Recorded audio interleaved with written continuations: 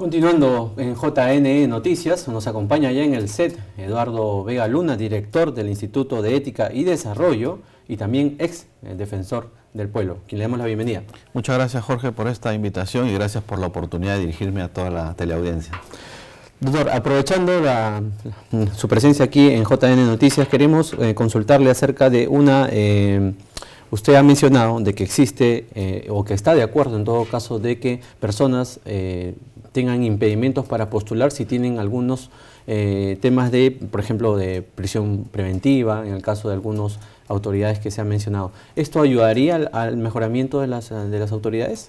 Sí, mira, Jorge, yo creo que en general hay que hacer un esfuerzo muy grande porque nuestro sistema electoral impida todo tipo de ingreso de actividades ilícitas de personas que tengan condenas, creo que ese tema está claro, y evaluar también este tema de si personas que están con prisión preventiva dictada por una autoridad judicial deban o no ser candidatos. Creo que ese es un tema crucial, ya hemos visto en el pasado cómo opera esta situación y se genera una situación de incertidumbre por lo menos. Creo que es importante, por lo tanto, tener una regulación muy expresa sobre ese tema que conjugue efectivamente el interés general, la necesidad de que nuestro país tenga autoridades confiables y que no se recorte también algunos derechos que tienen algunas personas, ¿no? Hace unos días en la agencia andina hizo un pequeño resumen de la cantidad de autoridades, en este caso de corte regional, autoridades regionales, en las que estaban inmersas en procesos investigados o en todo caso algunos sentenciados, y digamos que hablábamos casi de un promedio de entre 17 autoridades. ¿Esta realidad conlleva hoy más que nunca a plantear este cambio en la normativa? Así es, Jorge. Definitivamente se trata de cerca de 17 a 19 gobernadores regionales de la gestión anterior y de esta que están envueltos en procesos penales. 6 de ellos ya condenados, Jorge. Estamos hablando del Callao, de Tumbes, de Ancash, de Ayacucho, de Ucayali y de Loreto.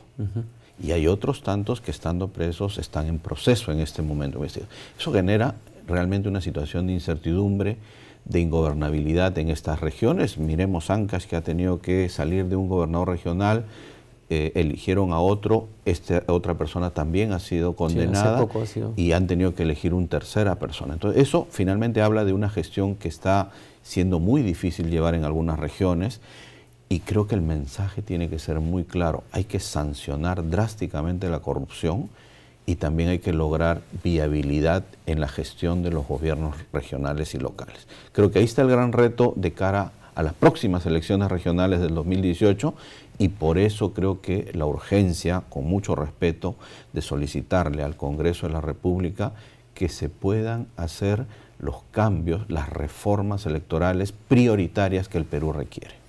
Doctor, es conocida la labor descentralizada que realiza la Defensoría del Pueblo y usted que ha sido titular de esa entidad, ¿cómo afecta en el tema de identificación de conflictos sociales el tema de autoridades que estén pasando por estos procesos? ¿Hacen de que los municipios o gobiernos sean un poco ingobernables?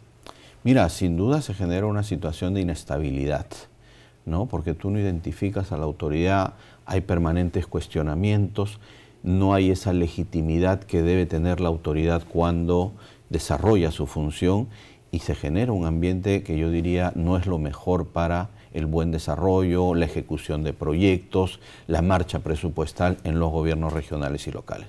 Creo que una mirada en este panorama muestra que eso se tiene que de alguna manera superar y tenemos ya identificado el diagnóstico. El diagnóstico tiene que partir de cómo está nuestro sistema electoral, cómo logramos impedir que personas condenadas puedan seguir postulando, cómo limitamos el tema del financiamiento ilícito de las campañas electorales y cómo buscamos que estos partidos tengan una permanencia, un trabajo, no solo para las etapas electorales, sino también a lo largo de toda, digamos, de toda la etapa en las regiones, en los municipios, ¿no? En un artículo de hace unos días usted menciona que hay que garantizar la transparencia de los aportes. El anteproyecto del Código Electoral del Jurado Nacional de Elecciones propone la bancarización de estos aportes. ¿Cuál sería su perspectiva desde este punto? Mira, nosotros en la Comisión Presidencial de Integridad que me tocó dirigir en diciembre pasado, también proponíamos esta propuesta que la habíamos recogido del Jurado Nacional de Elecciones y del Sistema Electoral. Yo creo que hay 4 propuestas claves. La primera es esta que usted muy bien señala, que tiene que ver con la bancarización de todos los aportes que reciben las organizaciones políticas a partir de una UIT. Creo que ese es un elemento central. ¿Por qué? Porque permite seguir la huella de quiénes son los que aportan y evitar así eventualmente problemas con el lavado de dinero que esté ingresando a la política. Creo que eso es básico. El segundo es que no hayan donaciones anónimas. Todo aquel que quiere brindar un donativo, que quiere hacer un aporte a un partido político, lo tiene que hacer sabiéndose de quién se trata. ¿Por qué? Para evitar básicamente que luego haya el favor político posteriormente, ¿no? Si uno aporta, lo hace de manera desinteresada, con un beneficio, sin buscar un beneficio posterior de ese aporte.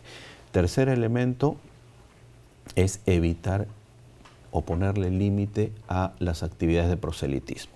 Como usted bien sabe, junto con bancarizar, junto con evitar que haya donaciones anónimas, requerimos que este rubro de polladas, rifas, cenas, kermés u otro tipo de ingresos, proselitismo, tenga un tope. Y ahí también el jurado ha recogido esta propuesta. Creemos que esa es la mejor manera porque las estadísticas han mostrado que entre las elecciones del 2011 y las elecciones del 2016, por este rubro de actividad de proselitismo, los montos se han elevado de manera exponencial.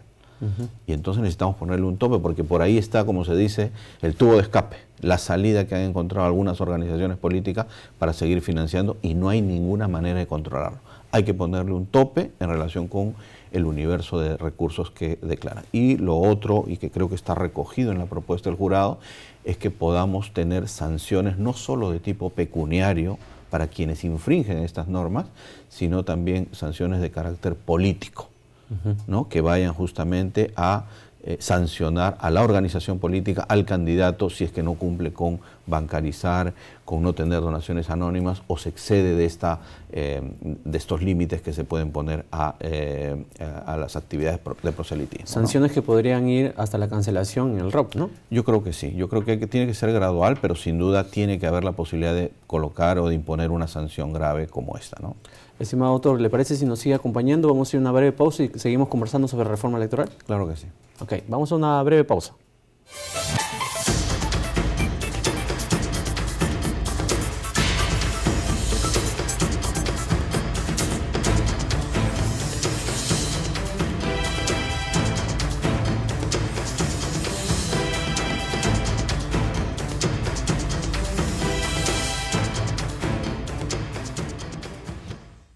Continuamos en JNE Noticias. Nos sigue acompañando Eduardo Vega Luna, director del Instituto de Ética y Desarrollo de la Universidad Antonio Ruiz de Montoya.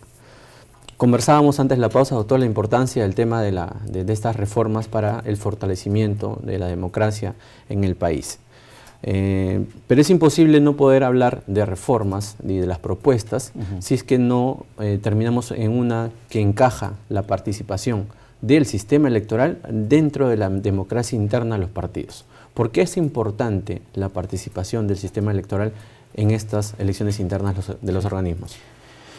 Perfecto. Es importante porque estamos hablando de organizaciones que quieren dirigir el país. Es importante que quienes quieren tener ese honor de tomar las riendas del país, de un país más democrático, también puedan ejercer una democracia interna en sus partidos políticos.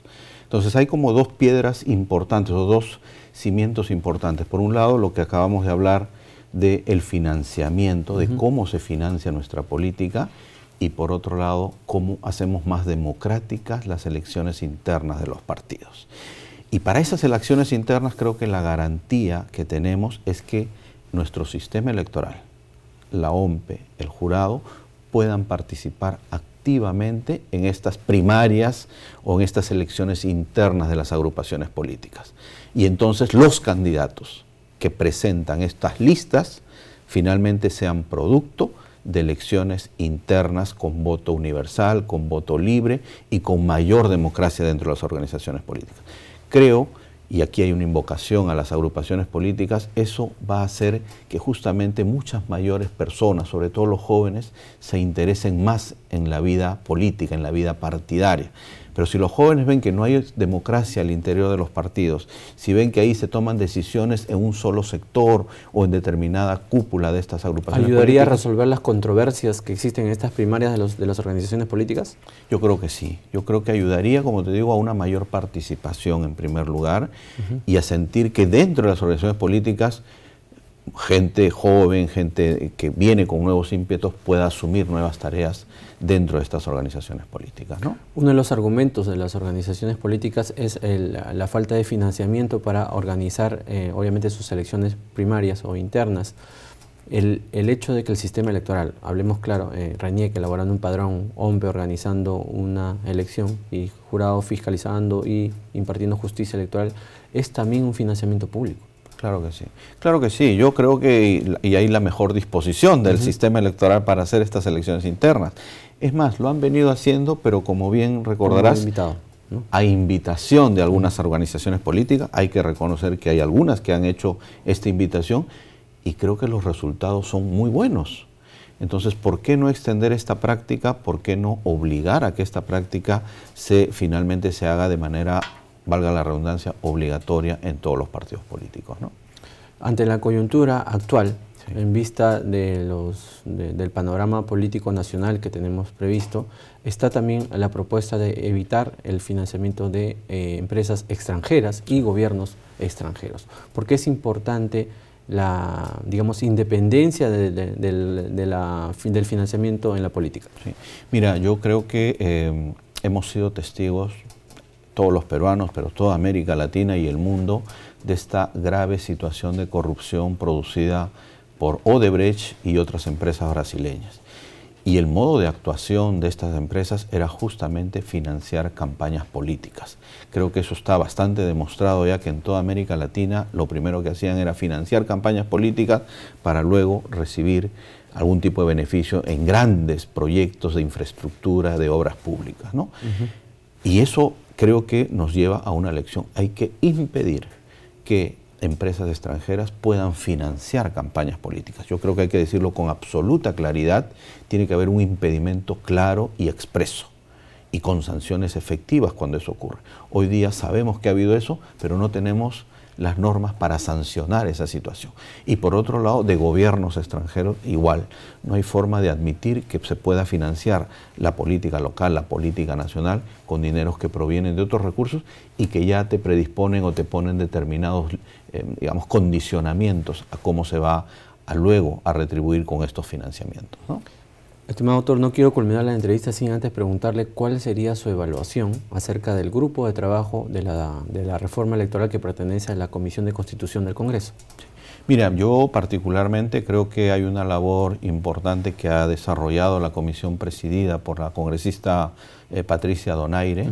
Creo que todos alentamos a que ese esfuerzo pueda traducirse rápidamente en consensos entre los políticos, entre el Congreso de la República.